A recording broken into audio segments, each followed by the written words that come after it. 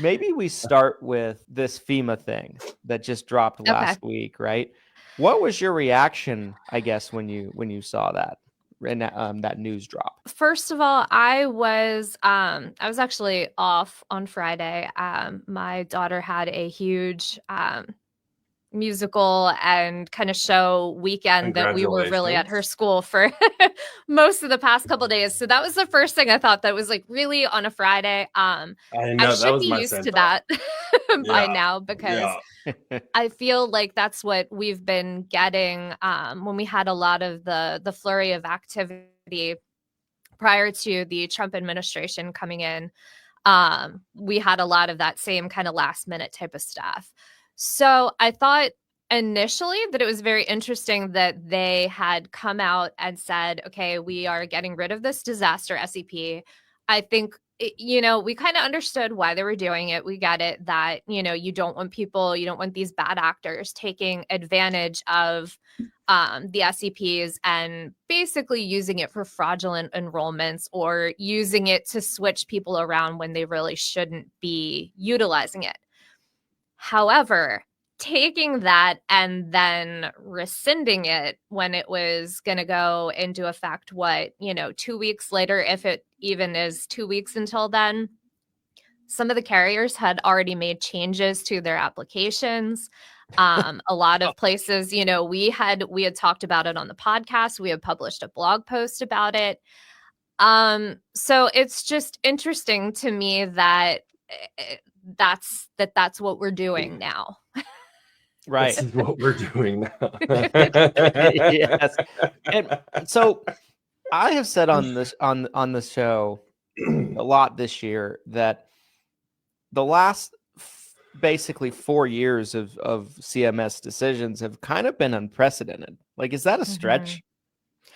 I don't think so. I think that there are a lot of decisions that have been made that I understand what they're trying to do. I understand that making changes to the industry is complicated because of how many different pieces of legislation you would need to write in order to fix things.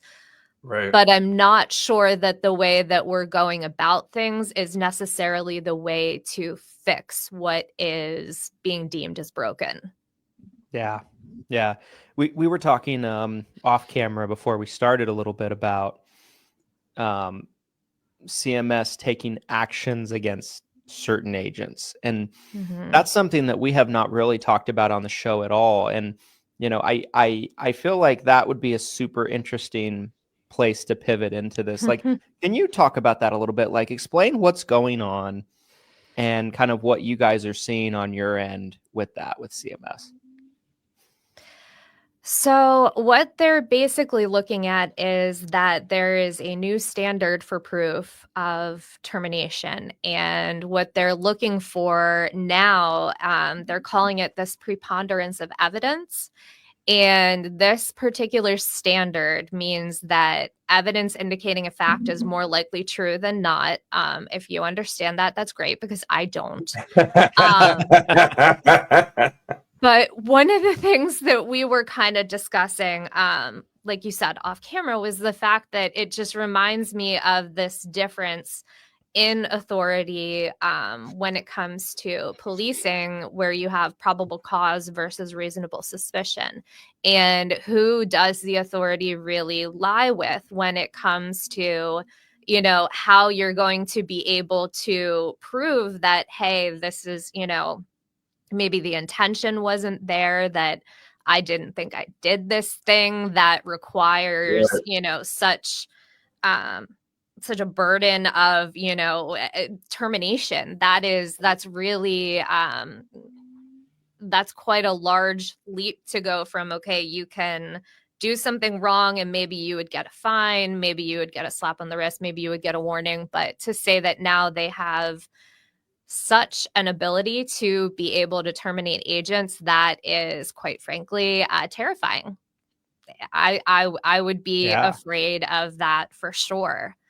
So Yeah, Great. That's I great. don't. And the This other is thing is too great. is how much of this is actually going to really be included in the final rule, because like you had said, we have like this.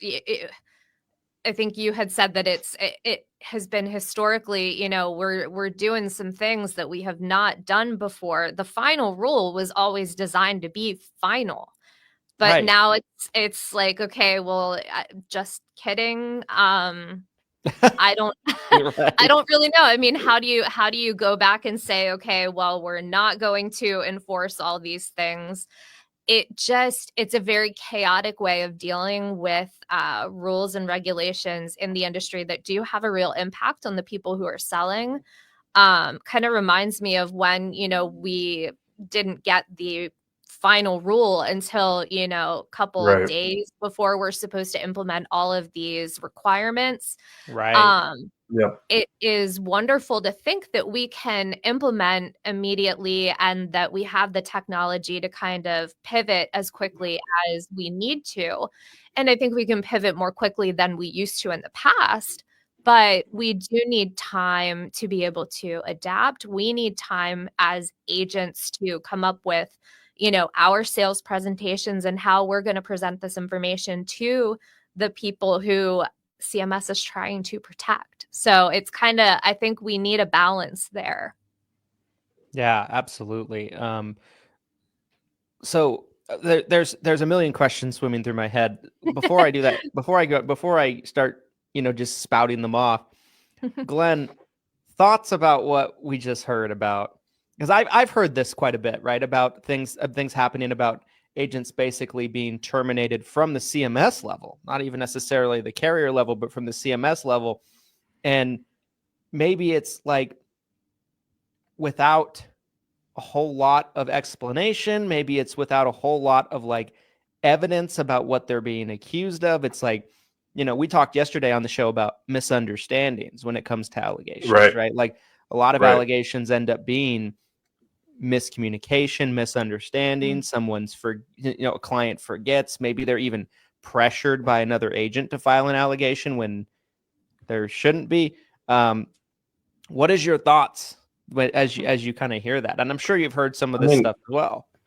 I have heard, I guess what I'm surprised to hear is that it seems like CMS is wanting to get more involved, because my understanding, again, from the termination side, is that this would be more on the carrier side when it comes to contract terminations.